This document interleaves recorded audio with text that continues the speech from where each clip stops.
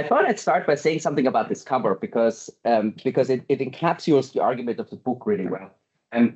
The idea here is of cities in pods that are connected to each other or not, and that are sort of embedded in here in a wetland.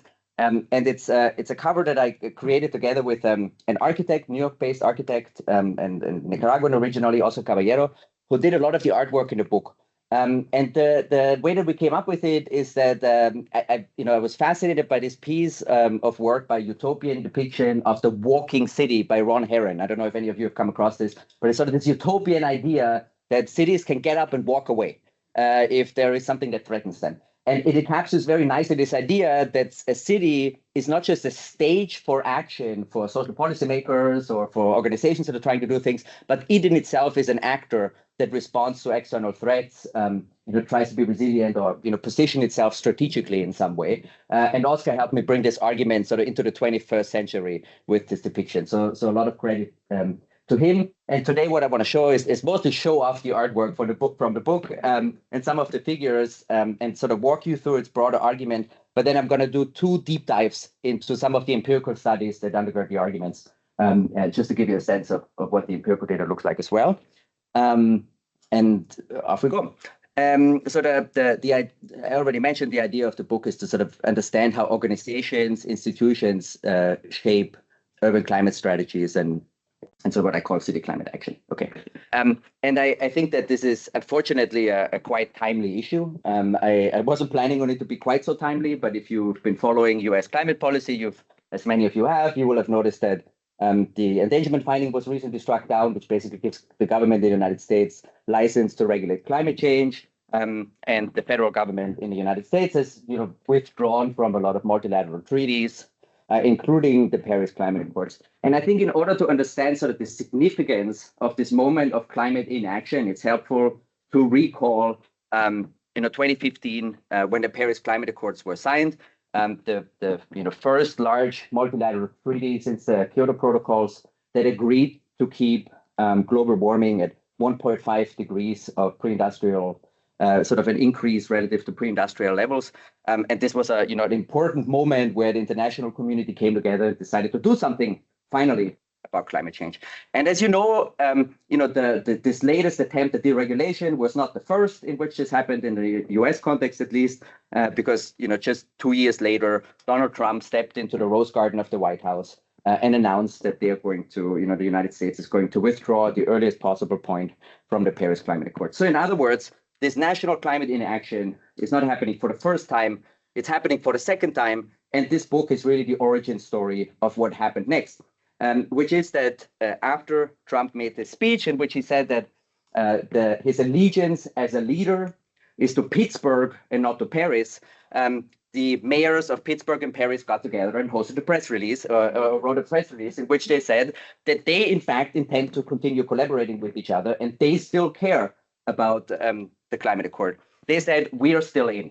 And so a campaign emerged that was supported by individual mayors. So you see here the mayor of Chicago at the time, the mayor of Phoenix, Arizona, that was supported by major philanthropies such as Bloomberg in order to reassert the commitment of cities and other subnational leaders. So this could also include states and companies to basically continue to uphold the promises of the Paris Climate Accords, even if the national government didn't support it. And so that the number at the time was that 155 million people in the United States were basically represented by one of these organizations that said that we are still in. That's more than half the population of the United States. So in other words, there was a major effort in which cities jumped into action. And this was not just in the United States. This was actually supported by a global network. The Global Covenant of Mayors was basically the international sibling of the We're Still In campaign as well. And so at the time, I was trying to understand, strategic planning in cities and urban sustainability broadly. And I was lucky to have a meeting set up with the chief resilient officer of the city of New York to try to understand what's going on. And he told me that, in his view, the federal government in the US are completely abandoning climate issues in general. And so cities like New York have to step up and keep doing more. The mayor is keenly aware of that role for New York as a national leader, and as a global leader. So this city really saw itself as a global leader, even though, politically, legally, they have no right to engage in multilateral negotiations with another country in any way, right? Like diplomacy is the privilege of the national government. So this is the puzzle that motivates the book. The real question here is you have these initiatives, and cities are stepping up. They perceive themselves as leaders, and you have these impressive numbers. There were almost 300 cities in the United States that signed up for We're Still In.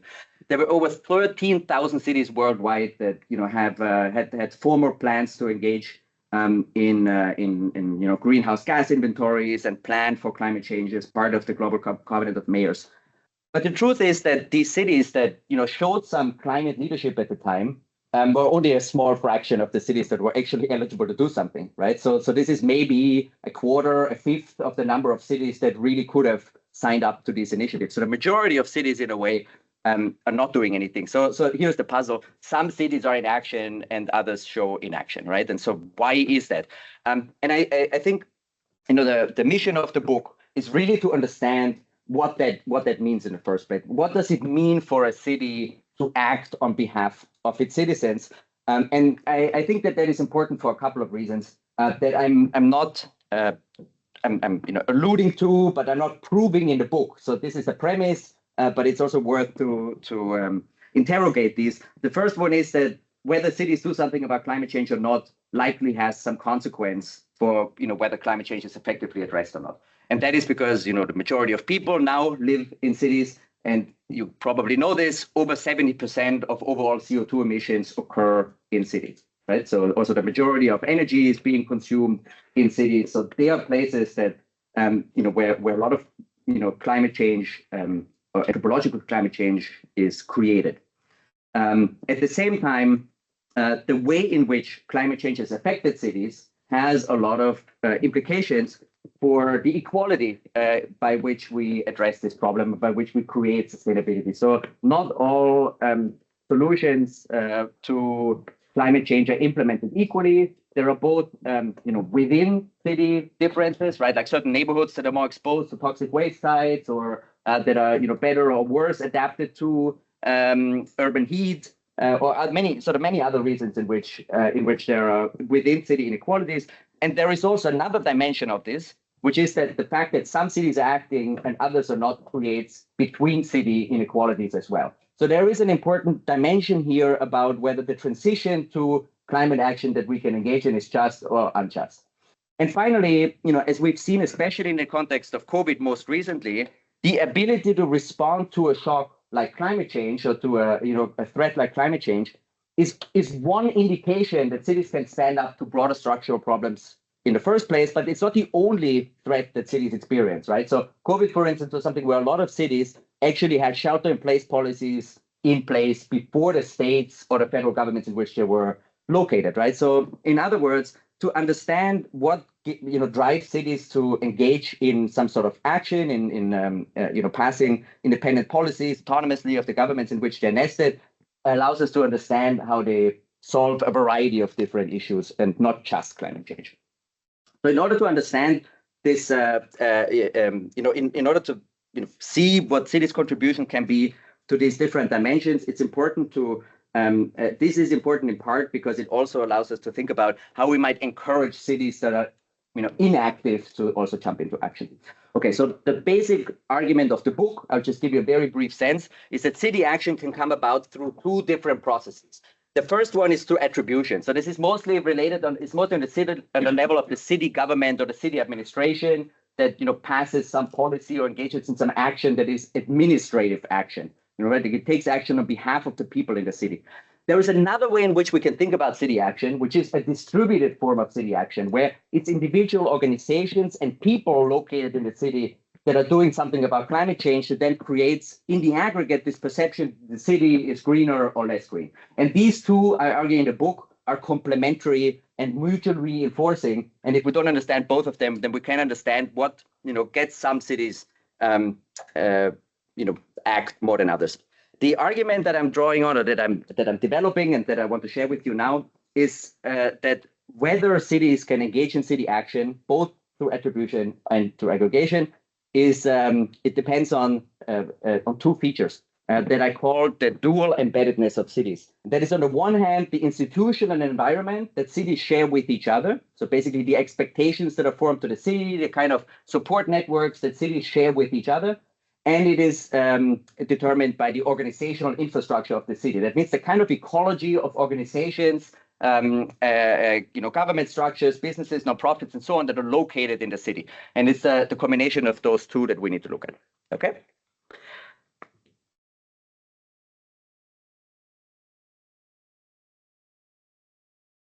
So the starting point of this framework, of this dual embeddedness framework, is the city administration. This idea that different city administrations have more or less receptiveness to external influences, such as a desire to address climate change, and that they can vary also by organizational features, right, by the administrative structure.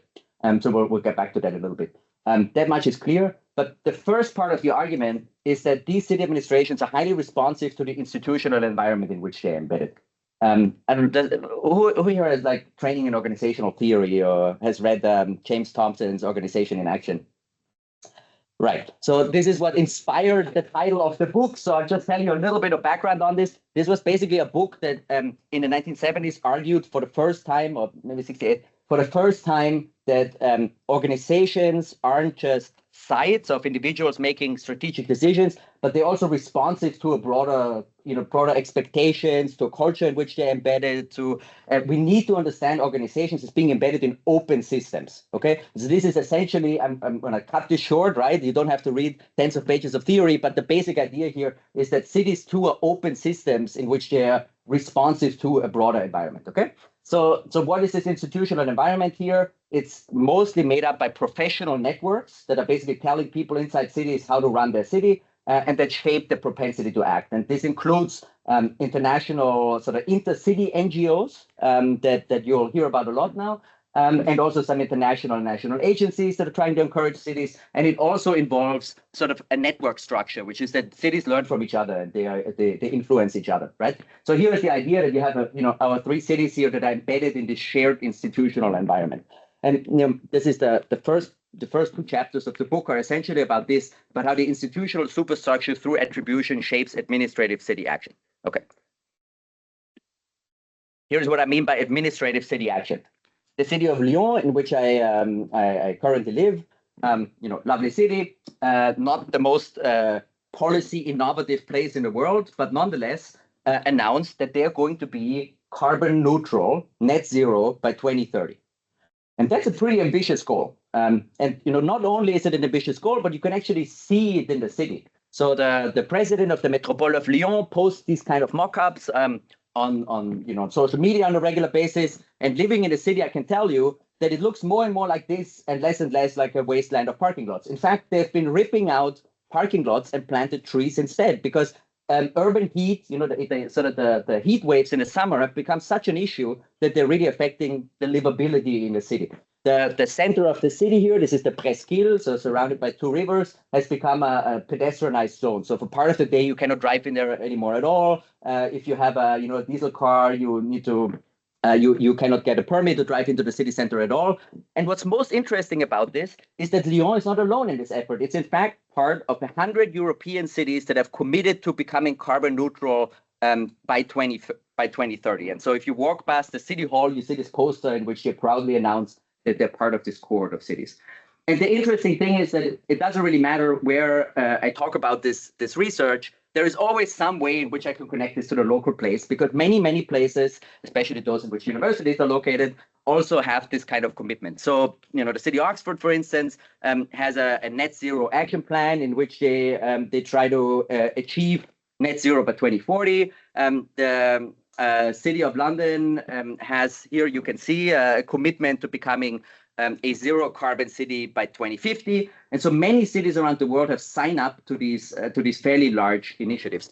And so, just to be very clear, City of Lyon or Oxford or London are not at all alone in this initiative, in these administrative public plans to try to address to adapt to or mitigate climate change in some way. There are lots of different ways in which cities have done this. And so, for instance, you look at the city of Athens was part of a network of cities called the 100 Resilient Cities Network, in which they got some money in order to develop a resilience plan, in which they said that they're going to implement, energy retrofits. New York City says it wants to become a zero-waste city. Vancouver says it wants to be the greenest place to work. The city that has by far been the most ambitious in its plans all along has been Copenhagen, which was the first to say they want to be carbon neutral, and they actually achieved this to a very large extent, by 2025 last year. The most interesting aspect of this, just as a side note, was they didn't just have a plan in which they said that, but they also had a side plan that was not in Danish, but in English, in which they explained to other cities how they're going to go about this and encourage them to do that too. So one of the things, for instance, is that by 2025, you should be able to swim in the harbor. And at the time, that was an outrageous idea because the harbor was dirty. But if you've been to Copenhagen recently, you know that you can now swim in the harbor.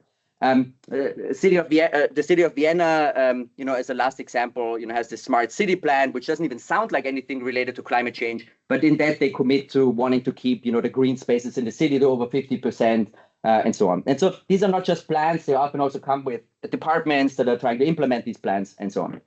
So what I did for the book was to look at the 360 largest cities in the world, and I tried to understand whether they have something like this, a strategic plan that is holistic in that it covers different issues, broad issues, and not just a very specific problem. They're long-term, so they're not just for the current legislative period of the government, but they actually are more long-term. And they're purposive in that they actually have the features of a strategic plan in which there are key performance indicators and milestones, I don't know what. In 2006, there were a little over 30 cities in the world that had strategic plans like this. In 2016, this is what it looked like. They had 160 cities out of the 360, or maybe even, I think it was 176 to be precise, that have a strategic plan. And by now, I redid this for 2025. It's actually 190. So in other words, this is a pretty standard diffusion model. You see more and more cities to pick up on something like this. And the cities that don't already have it are not really getting it anymore either. So something happened in this period in which a lot of cities around the world, and not just, if you go back to 2006, not just in Europe and not just in North America, but really in different regions of the world, turned to this form of strategic planning, setting out ambitious goals related to climate change. And as you can imagine, though, this is not just a story of adoption, but also of non-adoption, right? So if you want a little, allow me to do a little polemic, there are maybe 770 million people in the world whose city governments have a strategic plan like this, and there are over 500 million people, half a billion people whose city essentially has no plan. And so why is that? The first way to think about this, I thought, was through the lens of an urbanist. And urbanists tell us that cities are basically engaged in place-based competition. So there's particularly entrepreneurial cities that are at the top of some sort of world order, and they try to stay there. And Bob Jessop, a critical geographer, for instance, that some of you may know, said that the idea of cities is usually try to promote the competitiveness of their local economy vis-a-vis others. So my prior was definitely that these strategic plans are just a way to try to attract people, capital, I don't know what, by saying things that people want to hear. And so I spoke to a lot of the strategists involved in doing sustainability-related plans in different cities. And indeed, for instance, the chief strategist of the city of Vienna told me that we are in a vanity competition with Amsterdam, with Stockholm, with London, Copenhagen, Hamburg, Singapore, New York, Rio, Barcelona. The question is, who's the smartest, who's the high flyer? The chief sustainability officer of Chicago told me that he spends a lot of time reading the plans from these other cities. He wants to steal ideas, to be better at them or something. What are they focused on? What are they not? But that's where I paused a little bit. This is not just a matter of competition. He actually said, what can we learn from these other cities? So this is not just a typical form in which you think about competition. It's also a form maybe of collaboration. And this is actually a topic that came up a lot. So for instance, the city manager of a small town on the West Coast, like in the San Francisco Bay Area, really a small town, told me that, before I discuss the problems of anyone at another level of government in the US, the county, the state or whatever, I pick up the phone and I call the mayor of Barcelona. And I don't know if the mayor of Barcelona picks up, but, they're definitely, some sort of tie. And so these ties, this form of collaboration with each other, these professional networks among cities, I learned reinforce expectations for what a good city is supposed to do, right? Like if you are a world-leading city, a global city, you are supposed to have a strategic plan that thinks about, broad issues, not just how to advance your local economy. And these networks of learning have emerged roughly around the same time as we see the diffusion of these strategic plans. So ICLEI, an organization that advocates for local governments for sustainability, for instance, had a little over 200 members in 1997, and it has roughly 2,000 now. Now the number of organizations that are registered as international non-governmental organizations that explicitly deal with local or city-related topics has equally increased pretty dramatically, and the greatest growth happened somewhere between the 1990s and the 2010. So this is where like a lot of these organizations were created.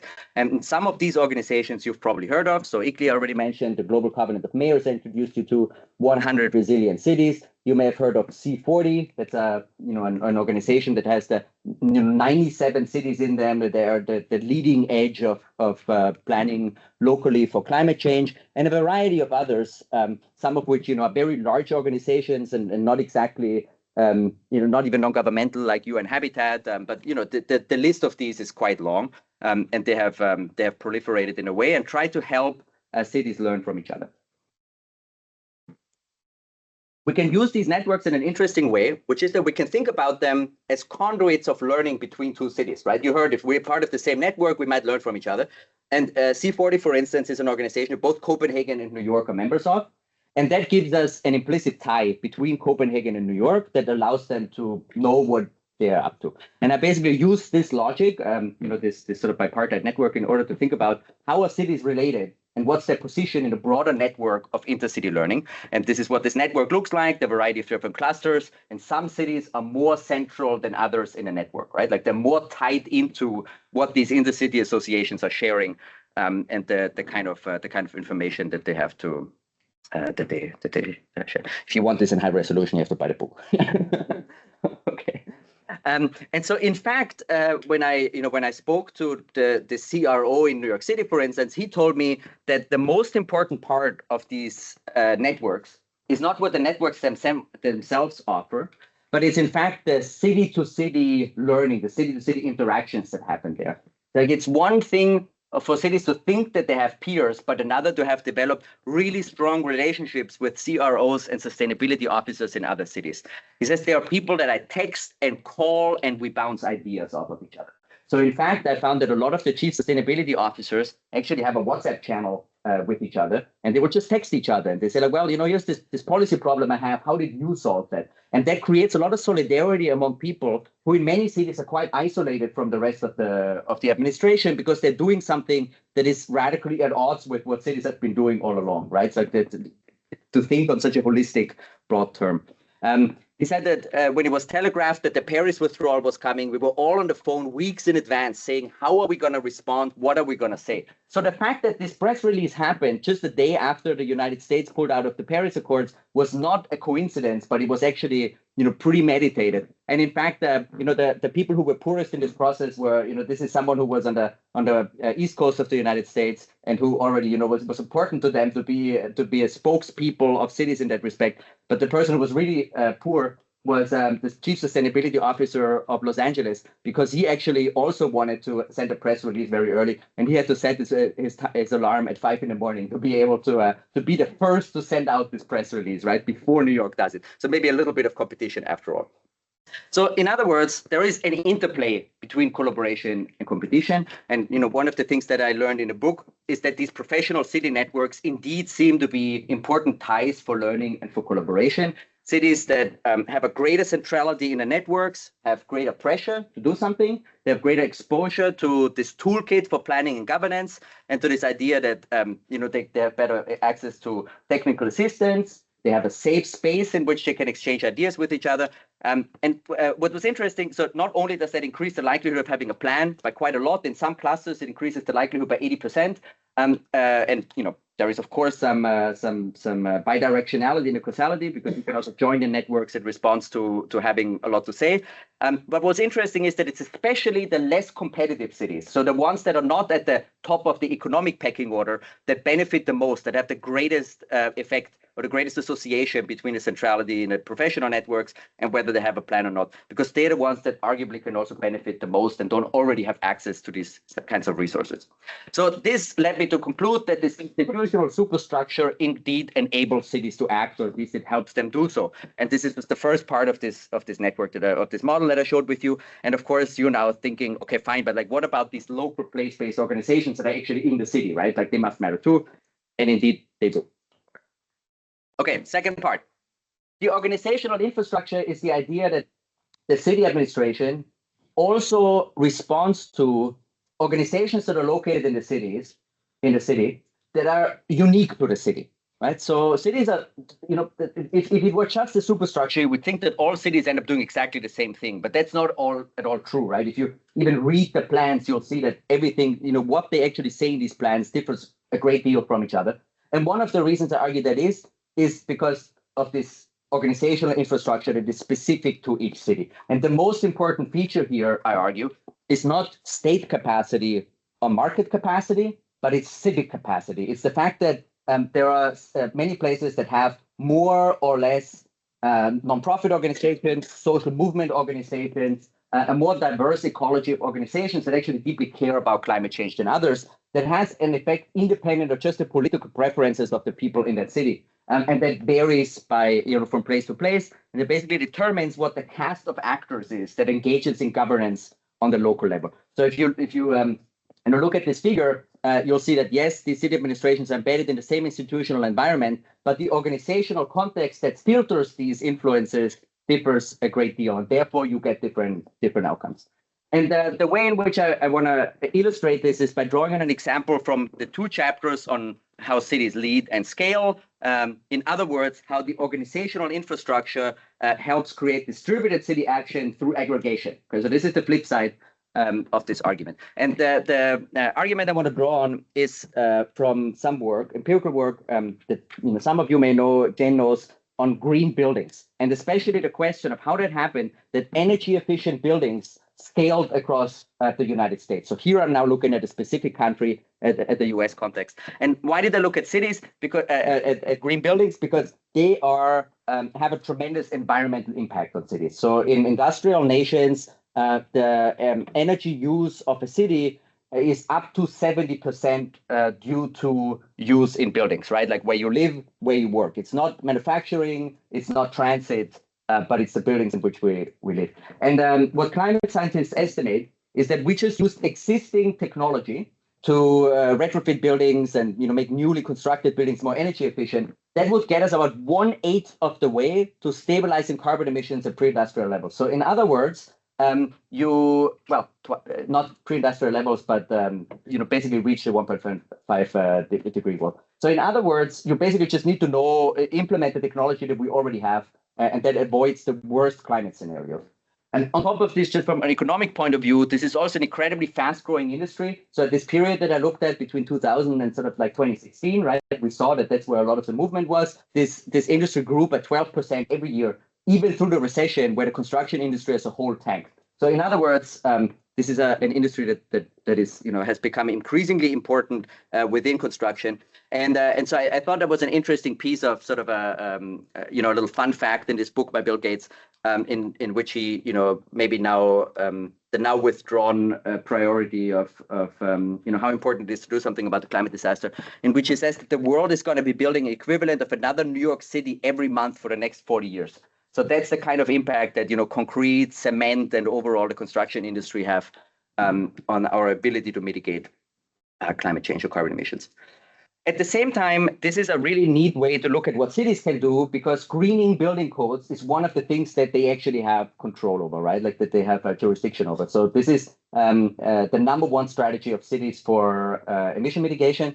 And so what many cities in the US context have been doing is that they take one particular framework, a certification framework that was developed in the private sector, and they use that to incentivize or to require high building standards, right? So they don't just do this through legislation, but they draw on these. And the thing that they draw on is called LEED, Leadership in Environmental and Energy Design, or Energy Efficient Design. And it's developed by the U.S. Green Building Council, an organization with headquartered in Washington, D.C. which basically gives a guideline for if you want to be a green certified building, you need to check a number of boxes in a variety of different areas. And if you get enough points, you get certified. You get a standard certification, or you get a silver or gold or even a platinum certification. You may have heard this in the UK context, in the context of another certification scheme. Does anybody know? LEED is not heavily used in the UK, but it's BREEAM that's very popular in the UK, and that's a UK certification scheme, very similar. So this has some costs. You have to pay for the certification, and if you want a platinum building, that costs about 15% extra on a large building, which is a lot of money. And there were always some promises that there would be cost savings, right? Because the building is better insulated, you need less, spend less money on heating, for instance, and so this pays for itself. But especially at the beginning, there was very little evidence that that is true. And what I found is that there were few organizations that did this because they wanted to save money. Most of the organizations that were engaged with this in the beginning weren't even sure that there were going to be reputational effects on this, right? That they were going to look better. But in fact, many organizations did this because they wanted to signal that they care about the environment and they care about sustainability. So I just wanted to take one example of these. There are many energy efficient buildings like this around Oxford too. This is the building that I now work in. It's like newly constructed in Lyon, and it has a green roof and photovoltaic panels. There is no more parking for cars except for people with disabilities. There is you basically have to bike there. It's well connected to public transit. There is no air conditioning system, but there's a passive cooling system built into the building. That's the kind of building that we're talking about, that basically just has a lower carbon footprint as others. And I want you to think about this building as one red dot on the map that I'm about to show you, which I just show you that this distributed adoption of green buildings, right, by individual project owners in the United States starting in 2000. And what I want you to see here is, first of all, that there is a little bit of a contingent pattern. So the places that had a lot of buildings early on also have a lot of buildings later, right? So the initial period is very important. And second, if we overlay these clusters here with the city regions in the United States, core-based statistical areas, you'll see that this maps very nicely, right? Like, in other words, in order to understand the diffusion of green buildings, you just need to understand between city variation. And that's what I tried to do in a research design in which I looked at basically all places in the US and how many green buildings do you have and do you newly adopt in a given year between 2000 and 2016. The outcome was the time at which you start having buildings, and then the number of buildings of this individual adoption of LEED certifications. And I looked at both sort of two features, at the distributed and the administrative aspect here. The distributed adoption means these individual buildings. The administrative adoption means whether there's some kind of policy by the city to incentivize or to require building owners in that city to have LEED certification. Okay, so we can look at both and the relationship between these two. And what I show in this research is that what's an important feature that drives whether cities adopt green buildings or not is the civic capacity of the city. So that is the presence of value-driven formal organizations that somehow recognize that there are social problems or environmental problems, and they initiate solutions about them, right? So these solutions don't necessarily have to work, but they say, okay, here's something amiss, and we're going to do something about it. And in the US context, these kinds of organizations often are registered as 501c3 nonprofit organizations. And so basically, I measured this as the excess of nonprofit organizations beyond what you would expect. So it's basically the residual of the predicted value of nonprofits based on the politics of the place, the number of people in that place, the region, and so what you would expect. And you see that there are some cities that have more nonprofit organizations than you would expect based on these demographic features. So, New York City, for instance, is a city that just has a lot of nonprofits, even considering how large it is. There are also a couple of funny outliers here that you will recognize, like Cambridge, Massachusetts, Ann Arbor, Michigan, Berkeley, California, Santa Monica, places with universities, right, that are full of undergraduate students that, want to go out there to the world and found nonprofit organizations to change the world. There are also lots of places that have a lower number of nonprofits than you would expect, or that just generally have a very low number of nonprofits and don't have this kind of representation of social and environmental issues in the population. And what I found in this research is that the measure of civic capacity here on the x-axis has a very strong correlation with the presence, the pace, and the extent of these buildings.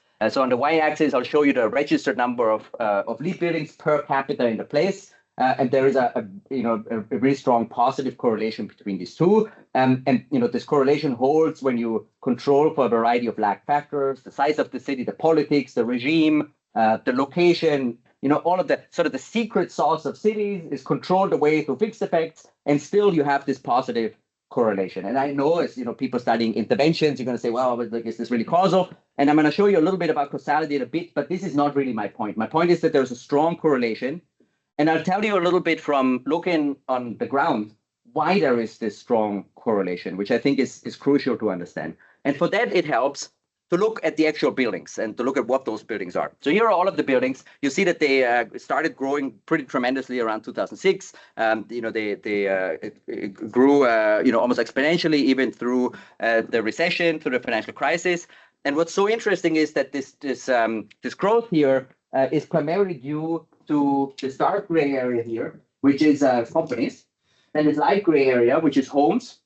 And to a much larger degree, it's education. That's a light orange here, nonprofit organizations, state governments, mostly, and also the federal government and municipal governments. But really, companies did a lot of this. And so it's actually funny if you talk to people at the U.S. Green Building Council, they'll tell you that one of the reasons that a lot of these companies were doing this is that they were trying to do reputation repair for the fact that during the recession, they had a pretty bad rep.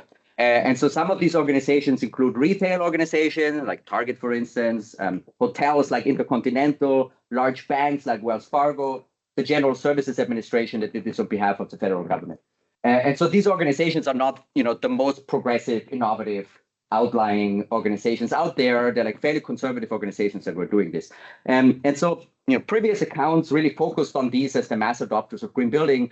And I think that is, in a way, short-sighted, because as we saw on the map before, what happened in the first 5 years or 6 years of this process was to some extent deterministic for what happened down the road. And so what we really need to understand is where did this start and who started it? And so if we just look at the first couple of years of the diffusion, after LEED was instituted, you'll see that the distribution is quite different. So there are companies in here. The homes certification scheme didn't even exist at the time. The largest share was, in fact, local government organizations and nonprofit organizations. And so those are actually organizations that are quite different from the ones that we were just looking at. Even among the companies, those stand out. So biotech firms like Genentech, for instance, were among the first in the San Francisco Bay Area, where I was looking at this in particular. This is an organization that is staffed by scientists that care about climate change, also about keeping the temperature levels stable. The California Academy of Sciences, also committed to the environment and a scientific institution. A public library, like the San Mateo Public Library, they got a lot of money, a federal grant to build a new building. And while they were planning the building, there was a blackout. So these rolling blackouts in California because of the energy supply. They were sitting in the dark, and there was in the community council, there was a student who was studying at a local community college sustainability, and she said, maybe we should do something about this, So they decided to get LEED certified.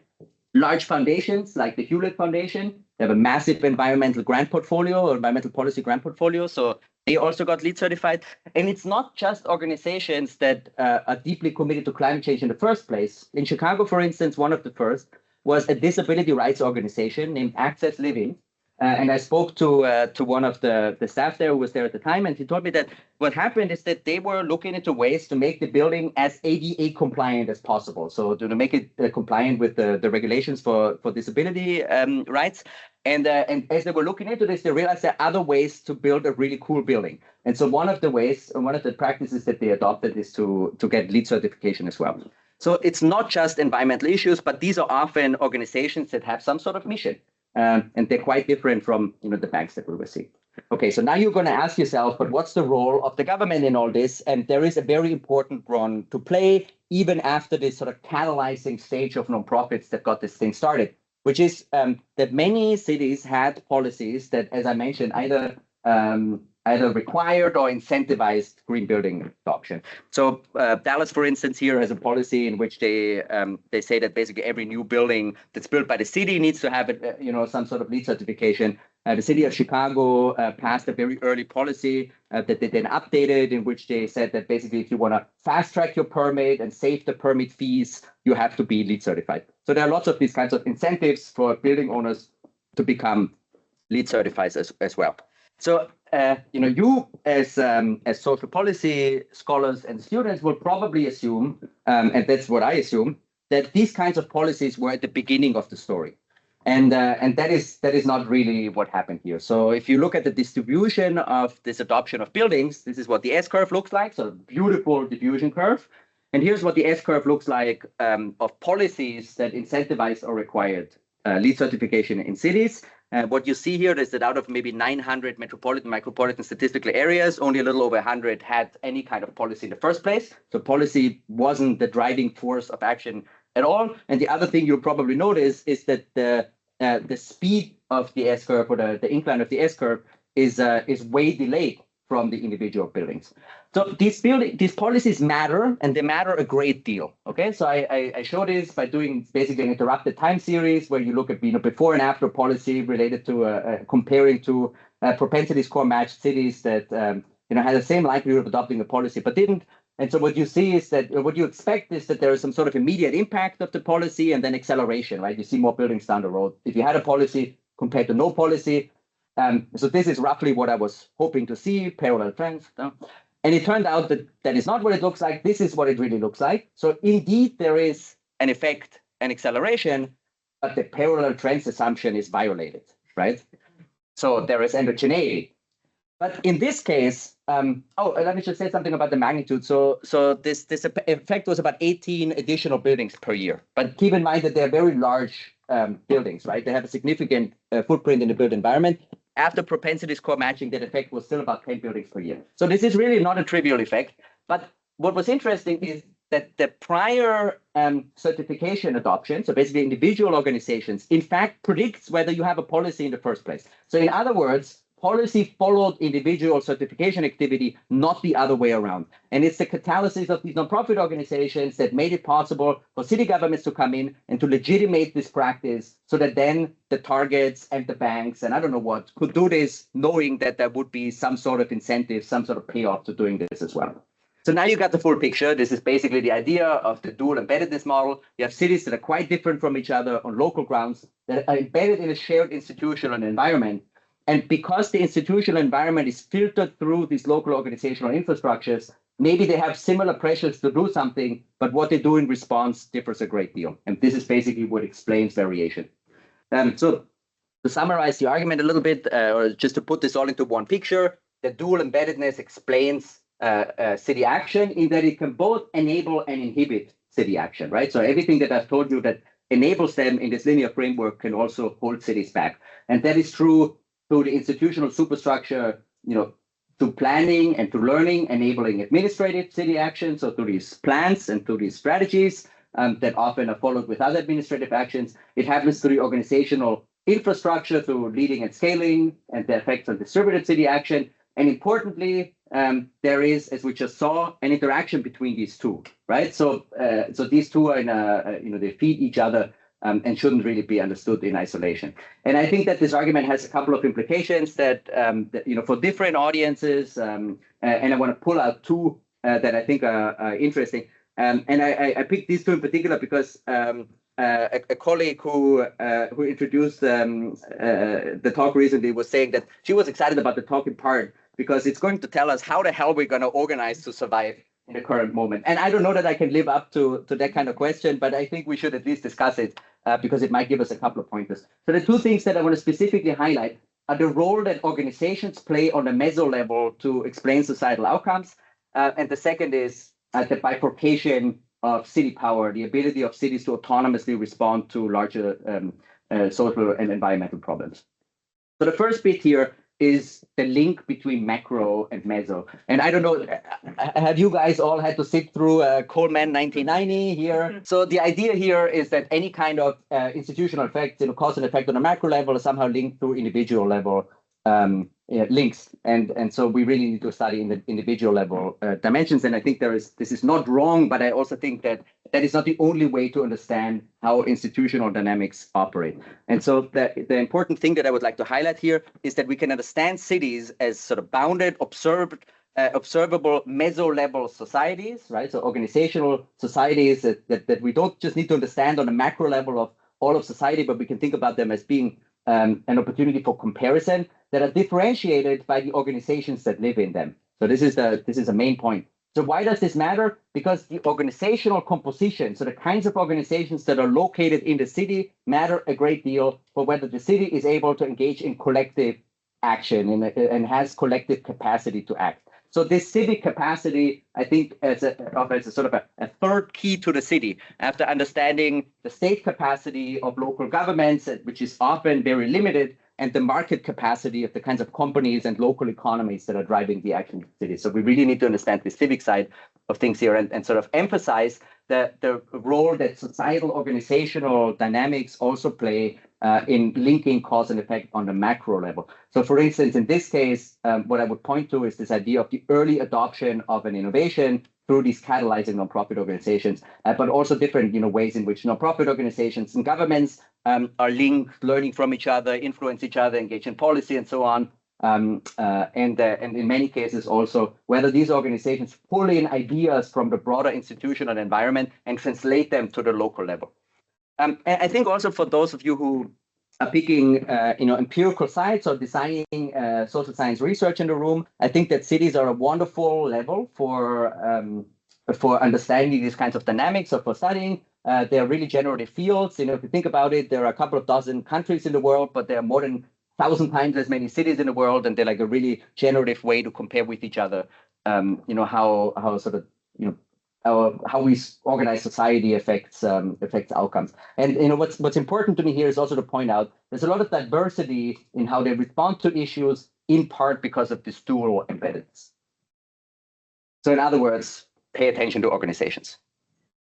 The second takeaway is to be very serious about the fact that there is power in the local and to embrace the local, but to also beware of a certain tendency towards bifurcation. And the framework that I'd like to draw on here is by Charles Tilly, an important sociologist who in his last unpublished book looked at the development, hey Neil, the evolution of the role of cities in society over hundreds of years. And he says that with many a wiggle, there is a historical trend from cities as being autonomous from each other and basically not integrated at all towards a centralized state in which cities are less dominant and the nation state is more dominant, but there is a high level of integration. And so I think this is a beautiful overall historical analysis, even though it was never really fully carried out. But it also points us to sort of a reverse trend. And that reverse trend is that we've seen the rise of something like a networked city, right? Like mega cities, global cities that independently of the governments in which or the national context in which they're embedded are interacting with each other, deciding what to do, are autonomously setting policies and actions. And so what's cool about this is that some cities seem to be regaining this kind of dominance, this kind of agency. They do that through soft power, right? Like they host conferences together that are not quite the same as a COP, but still there's a lot of knowledge exchange.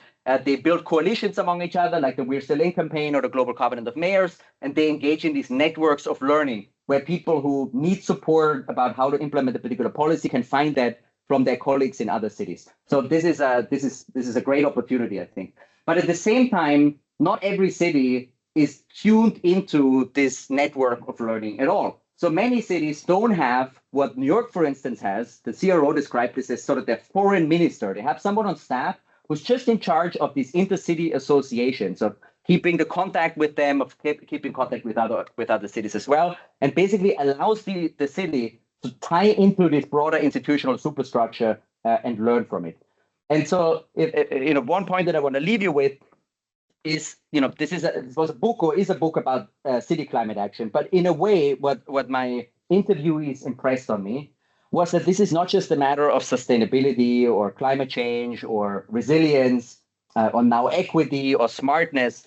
These are just labels and something that they say that's something we just have to deal with, right? Like, so now we got to deal with resilience and before we dealt with climate change, whatever. The important part is that organizational infrastructures and so the interactions among organizations within the city, synapses of learning of different organizations within the city, and the way in which cities can pay attention to the broader institutional environment are the kind of processes by which cities learn and scale solutions that then persist, that are not just specific to whatever the issue of the day is, but they can be have more permanent effects. And I think it's very important to understand them if we don't want to see this kind of bifurcation into networked cities and isolated ones. So I just want to leave you with a quick impression of a particular green space in which we started this talk, and that was Donald Trump stepping into the Rose Garden and announcing that the United States are withdrawing from the Paris Climate Accords. You may have heard this, that Trump announced that or proposed that they're going to pave over the grass in the Rose Garden, and they're going to remove the green space entirely. And so this on the left here is what the Rose Garden now looks like.